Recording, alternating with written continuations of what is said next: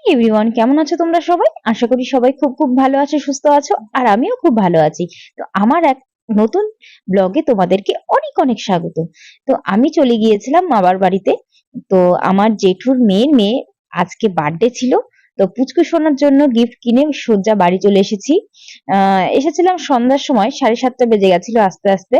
তো সেদিন তো প্রচন্ড পরিমাণে গরম ছিল, কি আর বলবো, প্রচন্ড পরিমাণে গরম। তো যাই হোক, দেখো সোনা পাখি মানে গিফট পেয়ে এত আনন্দ পাচ্ছে, কি আর বলবো। মানে 1-2 বছরে তো ছোট ছিল, বুঝতো না, মানে 1 বছরে তো একেবারেই ছোট, 2 বছরে মোটামুটি হাবুড়াটা তখন শিখেছে। আর এই 3 বছরে একটু বড় হয়ে যে কি আনন্দ পাচ্ছে, বার্থডের দিন আগে থেকে বলছে আমার বার্থডে হবে, বার্থডে হবে।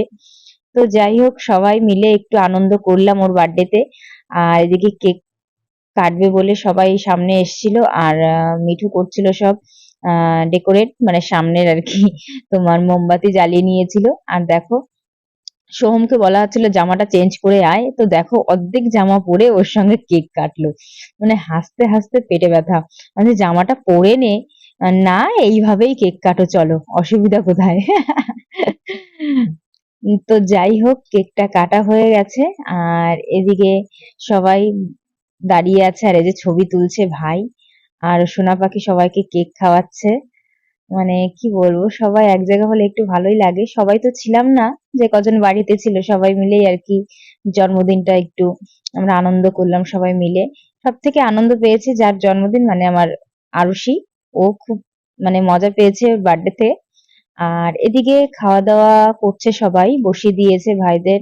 আর বর বসেছিল, আর দুই ভাই, মানে 4 ভাই ছিল, বসেছিল, আর আমরা খেতে টেতে দিচ্ছিলাম। এদিকে রান্না হয়েছিল মুগের ডাল, মাছের ঝোল, কাতলা মাছ, আর তোমার মাংস আর পায়েস।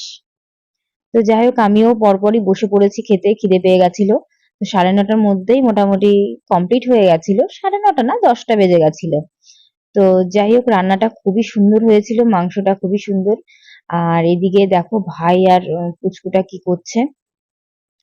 যাই হোক বন্ধুরা, ভিডিওটা এই পর্যন্ত শেষ করব। আশা করি আজকের ব্লগটা তোমাদের ভালো লেগেছে, আর অবশ্যই একটা লাইক, শেয়ার, কমেন্ট করো প্লিজ।